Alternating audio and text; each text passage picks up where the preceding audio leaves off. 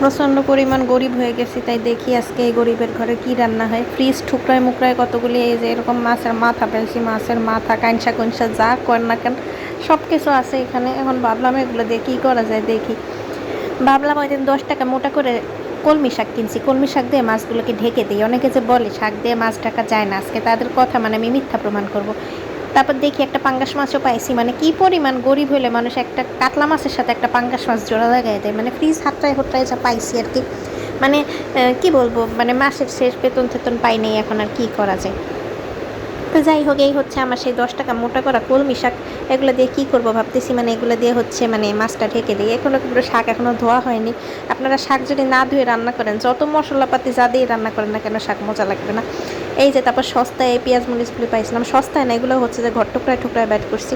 তারপরে এই যে দেখেন, এই যে দারচিনি আর লবঙ্গ দিছি না, মানে দুনিয়ার সবাই খাওয়ার পর দেখবো এই 3 টুকরা আমার ভাগ্যেই এসে পড়ছে। তো যাই হোক, মানে এটা হচ্ছে যে মানে আদা রসুন বাটা দিয়ে একটু কষাচ্ছিলাম। মানে মাছের মধ্যে আদা রসুন না দিলে আমার কেন জানি ভালোই লাগে না। আর যেহেতু মাছের মাথা রান্না করবো, যতই গরিব একটু রসায় কষায় রান্না করতে হয়। আর এই যে কুয়াশার জন্য আমার মোবাইলে যে মানে কোনো ভিডিওই ভালোভাবে আজকে আসলো না, এটার জন্য আমি আন্তরিকভাবে দুঃখিত। মানে এই ধোঁয়াগুলো কেন আমার ক্যামেরায় পড়তেছে। এই যে দেখেন রঙটা কি সুন্দর হয়েছে। এই সময় যে তেল ছেড়ে দিতেছে, এই সময় হচ্ছে আমি মাছগুলো দিয়ে দিব। মাছগুলি দেওয়ার সময় মোবাইলের ক্যামেরাটা ধরে রাখিনি। আমি কিন্তু কি পরিমাণ মশলা কবে কিভাবে দিতে হয়, কেমনে দিতে হয় তার কিছুই দেখায়নি। আপনারা সব কিছু পরিমাণ মতো দিবেন, কারণ আমার হচ্ছে ইউটিউবে আমি রান্নার চ্যানেল খুলে মানে পরিমাণ কিভাবে কি দিতে হয় সেটা দেখানোর জন্য আসলে ভিডিও বানাই না। আমার হচ্ছে ভাল লাগে তাই। দেখেন গবেষণা মিথ্যা প্রমাণিত হয়নি, সত্যিই প্রমাণিত হয়েছে শাক দিয়ে আসলেই মাছ ঢাকা যায় না। তো আপনি একটা কথাকে যতই মিথ্যা প্রমাণিত করতে চান পারবেন না। এই যে লাস্টে হচ্ছে যে কাঁচামরিচটা দিলে কাঁচামরিচের যে ফ্লেভারটা আসে সেটা এত ভালো লাগে।